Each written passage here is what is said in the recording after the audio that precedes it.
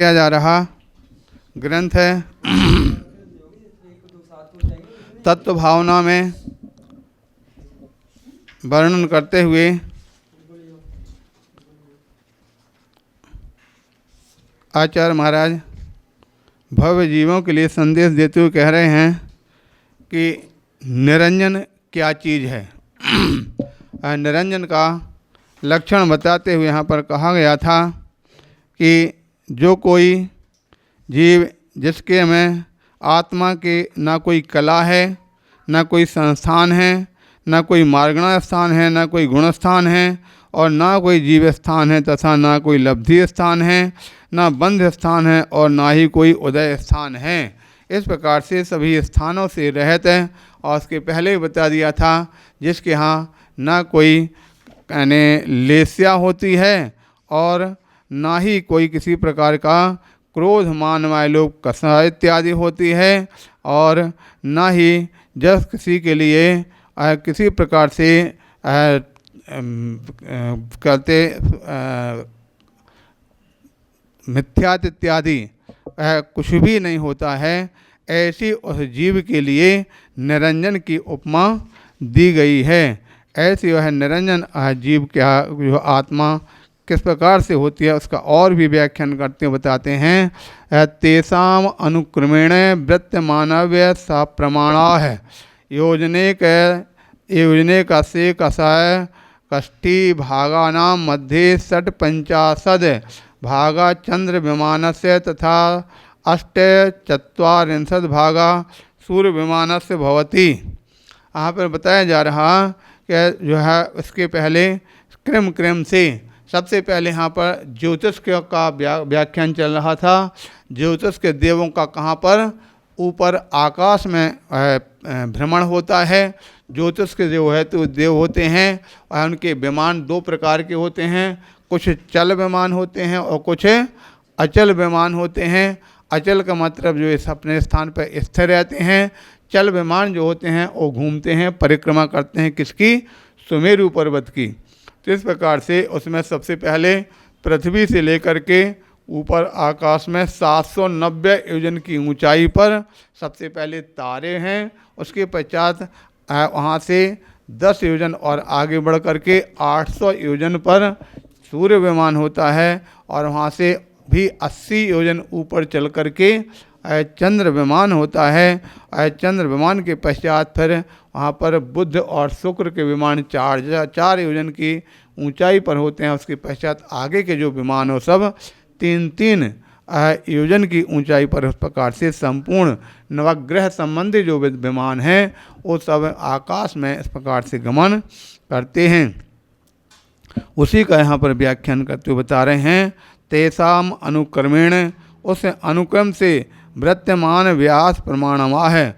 अब उन्हीं का वृत्ति एवं व्यास का कथन करते हुए बता रहे हैं योजन 1/6 भागानां मध्ये, योजन 1/6 भाग मध्य के मध्य में अर्थात यहाँ 1 योजन के 61 भागों में से 56 भाग प्रमाण चंद्र विमान का विस्तार जानना चाहिए और तथा अष्टचत्वारिंशत् भागा सूर्य विमान से भवन्ति और वहाँ से 161 भागों में से 48 भाग सूर्य के विमान का विस्तार होता है, ऐसा जानना चाहिए। आगे बताते हैं शुक्र विमान से एक विमान से कहा कुरुसहा और शुक्र विमान किया जा रहा ग्रंथ है तत्व भावना में वर्णन करते हुए आचार्य महाराज भव्य जीवों के लिए संदेश देते हुए कह रहे हैं कि निरंजन क्या चीज़ है। निरंजन का लक्षण बताते हुए यहाँ पर कहा गया था कि जो कोई जीव जिसके में आत्मा के ना कोई कला है, ना कोई संस्थान है, ना कोई मार्गणा स्थान है, ना कोई गुण स्थान है और ना कोई जीव स्थान है तथा ना कोई लब्धि स्थान है, ना बंध स्थान है और ना ही कोई उदय स्थान है। इस प्रकार से सभी स्थानों से रहित है।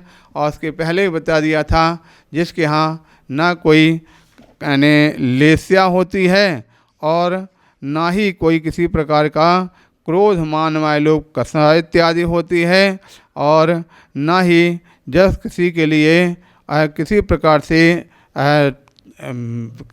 करते मिथ्यात इत्यादि कुछ भी नहीं होता है। ऐसी उस जीव के लिए निरंजन की उपमा दी गई है। ऐसी वह निरंजन जीव क्या जो आत्मा किस प्रकार से होती है उसका और भी व्याख्यान करते बताते हैं।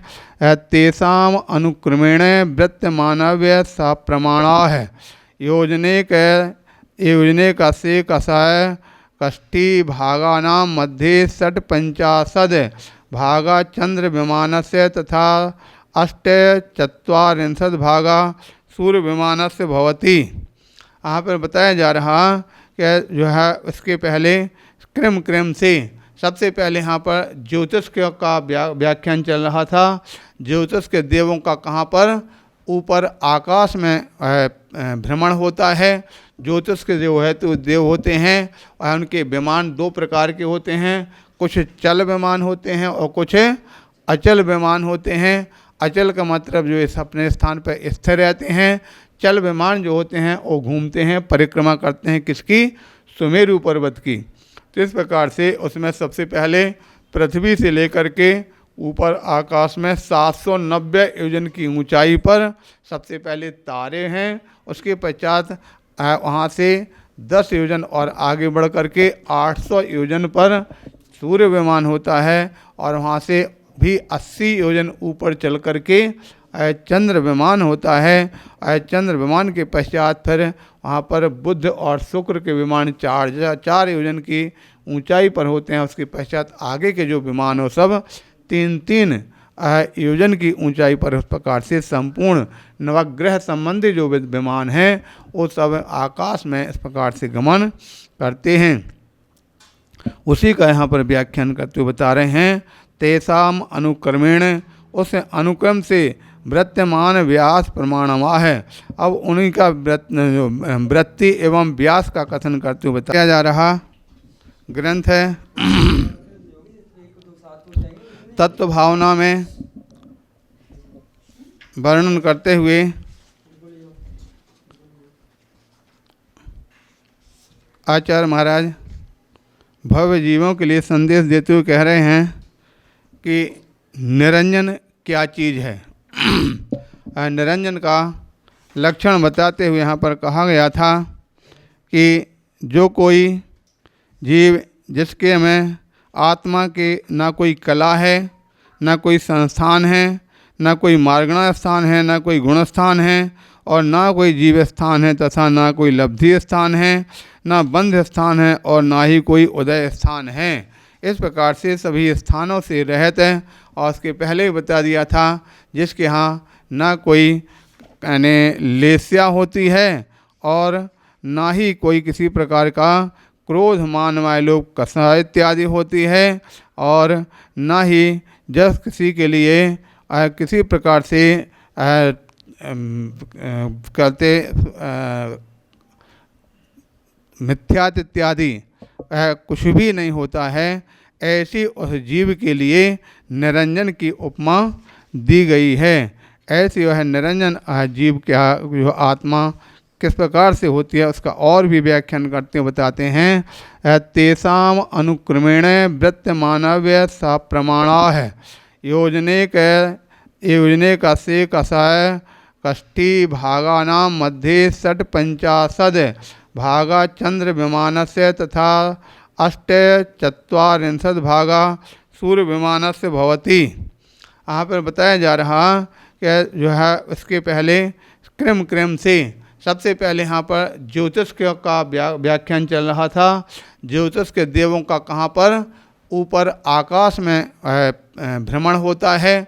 ज्योतिष के जो है तो देव होते हैं और उनके विमान दो प्रकार के होते हैं, कुछ चल विमान होते हैं और कुछ अचल विमान होते हैं। अचल का मतलब जो इस अपने स्थान पर स्थिर रहते हैं। चल विमान जो होते हैं वो घूमते हैं, परिक्रमा करते हैं किसकी, सुमेरु पर्वत की। तो इस प्रकार से उसमें सबसे पहले पृथ्वी से लेकर के ऊपर आकाश में 790 योजन की ऊंचाई पर सबसे पहले तारे हैं, उसके पश्चात वहाँ से 10 योजन और आगे बढ़ करके 800 योजन पर सूर्य विमान होता है, और वहाँ से भी 80 योजन ऊपर चल करके चंद्र विमान होता है। चंद्र विमान के पश्चात फिर वहाँ पर बुध और शुक्र के विमान 4 योजन की ऊंचाई पर होते हैं। उसके पश्चात आगे के जो विमान हो सब 3 तक करके, और संपूर्ण जो है लोगों को, विद्यार्थियों को उसी का ज्ञान सिखाया जाता है, उसी को पढ़ाया जाता है, उसी को पढ़ा करके और उसी पर संपूर्ण भारत देश के संपूर्ण देश भर के जो लोग हैं उसी को विश्वसनीय मान करके उसी को मानते हैं, जो ना चाहते हुए पर भी, जानते हुए पर भी उस बात को स्वीकार करना पड़ता है। जिस प्रकार से अपने जैन समाज के बच्चे हैं, उनको जब स्कूल में पढ़ते हैं और यहाँ पर जैन सिद्धांत के लोगों के साधु संतों का उपदेश सुन करके जाते हैं कि भाई पृथ्वी स्थिर है और सूर्य चंद्रमा गमन करते हैं, तो यहाँ संतों की बात सुन करके उनके दिमाग में ये बात है। लेकिन जब स्कूल में पढ़ने जाते हैं तो स्कूल में अध्यापक पढ़ाते हैं क्या, बोले सूर्य चंद्रमा स्थिर हैं और पृथ्वी घूमती है। अब प्रश्न जब उनका कहीं परीक्षा में आ जाता है तो परीक्षा में उनके लिए जो अगर वास्तविक उसने जो स्कूल में पढ़ा है वो उनको मजबूर होकर के लिखना पड़ता है, जानते हुए पर भी, और उनके लिए उसका समर्थन करना पड़ता है।